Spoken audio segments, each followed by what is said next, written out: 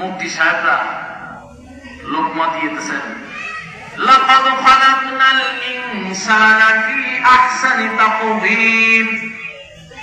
লোকমা দেওয়ার পরে ইমাম আযম আবু হানিফা রাহিমাহুল্লাহ আবার শুরু করলেন, লাকাদ খালাকনাল কামারা ফি আহসানি তাকওয়িম। এর ইচ্ছাকৃত ভুল করতেছে, বুঝেন নাই? ইচ্ছাকৃত যদি কেউ ভুল করে, ইচ্ছাকৃত ভাবে চেতন থাকা অবস্থায় যদি কেউ ঘুমানোর বান করে, তাকে কি সজাগ করতে পারবে? সজাগ করা যায় না। ইমাম সাহেবকে 3 বার লুকমা দেওয়া হলো। ইমাম সাহেব লুকমা গ্রহণ করেন না, আবার ইনসানের জায়গায় কমার উচ্চারণ করে তেলাওয়াত করলেন। চতুর্থ বার করার মাধ্যমে নামাজ শেষ করলেন। নামাজ শেষ হওয়ার পরে এইবার সকল মুফতি সাহেবরাই জড়ো হয়ে বসে আছেন।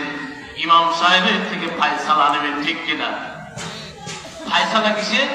যে মানুষ উত্তম নাকি জাত উত্তম, ঠিক কিনা? এইবার ইমাম সাহেব ঘুরে বসেছেন। বসার পরে এবার মুফতি সাহেবদেরকে জিজ্ঞাসা করলেন, ও মুফতি সাহেবরা, আমার ফতোয়া বাদশাহ হারুন আর রশিদের স্ত্রীর যে ব্যাপারে আপনারা এসেছেন, আমি এসেছি, এটা কি আপনাদের আমার ব্যাখ্যা বিশ্লেষণ করে বোঝানো লাগবে কিনা? বলছেন নাই, কারণ ওনারা তো আলেম, ওনারা বুঝে গেছেন ব্যাপারটা। ওনারা কি ব্যাপারটা বুঝে গেছেন? ওনারা তখন সকলেই সব মুফতি সাহেবরাই বললেন যে হুজুর, আমাদের ফতোয়া ভুল, আপনার ফতোয়া আপনার ফতোয়াই রাইট, ঠিক কিনা? তাহলে আল্লাহ রাব্বুল আলামিন আমাকে আপনাকে সুন্দর করে সুন্দর আকৃতি দিয়ে সৃষ্টি করেছেন, এটা আমার আপনার বিশ্বাস হয় কিনা? যদি বিশ্বাস না হয় ঈমান থাকবে না। যেহেতু আল্লাহ রাব্বুল আলামিন কালামে পাকের মধ্যে ঘোষণা করছেন, লাকাদ খালাকনাল ইনসানা ফি আহসানি তাকওয়িম। ও দুনিয়ার মানুষেরা, আমি আল্লাহ রাব্বুল আলামিন দয়া করে মায়া করে আমি আল্লাহ তাআলা তোমাদেরকে সুন্দর আকৃতি, সুন্দর চেহারা, সুন্দর একটা শরীর, সুন্দর একটা দেহ দিয়ে আমি আল্লাহ তাআলা তোমাদেরকে সৃষ্টি করেছি। সুবহানাল্লাহ। এজন্য আল্লাহ তাআলা বলতেছেন, অকুনতুম আমওয়াতা, তোমরা দুনিয়ায় ছিলে না, মৃত্যুর সমতুল্য ছিলে, মৃত্যু তুল্য ছিলে।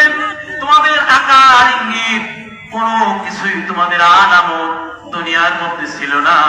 আমি আল্লাহ রাব্বুল আলামিন দয়া করে মায়া করে এক ফোঁটা বীজ থেকে, বীর্য থেকে আমি আল্লাহ রাব্বুল আলামিন তোমাদেরকে দয়া করে মায়া করে সুন্দর আকৃতি দিয়ে, সুন্দর একটা দেহ দিয়ে আমি আল্লাহ তাআলা তোমাদেরকে সৃষ্টি করেছি। সুবহানাল্লাহ।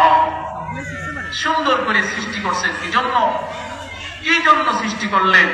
যে আমাদের এই মানুষ, এই ইনসান, যত সৃষ্টি দুনিয়ার মধ্যে আল্লাহ রাব্বুল আলামিন যত মাখলুকাত সৃষ্টি করেছেন, সবার চাইতে উত্তম মাখলুক হচ্ছে মানুষ, ঠিক কিনা?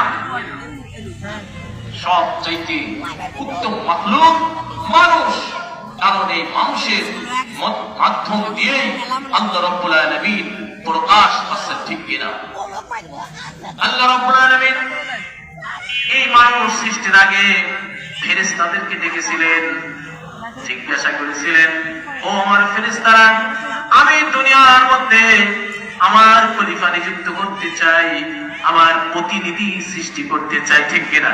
কোরআনের ভাষায় ওয়াইদ ক্বালা রাব্বুকা লিল মালাইকাতি ইন্নী জাইলুন ফিল আরদি খলিফা।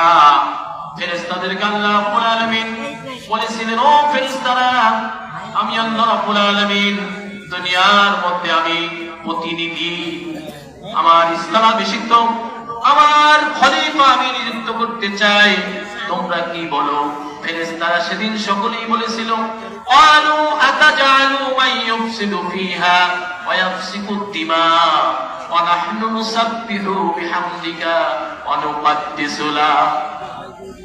ফেরেশতারা সেদিন বলেছিল, আল্লাহ আপনি মানুষ দুনিয়ার মধ্যে এমন একটা জাতি সৃষ্টি করতে চাচ্ছেন, তারা তো দুনিয়ার মধ্যে যে রক্তপাত করবে, মারামারি করবে, কাটাকাটি করবে, হানাহানি করবে, আপনার প্রশংসা তারা করবে না, আপনার গুণকীর্তন তারা করবে না, আপনার হুকুমাত তারা বাস্তবায়ন করবে না।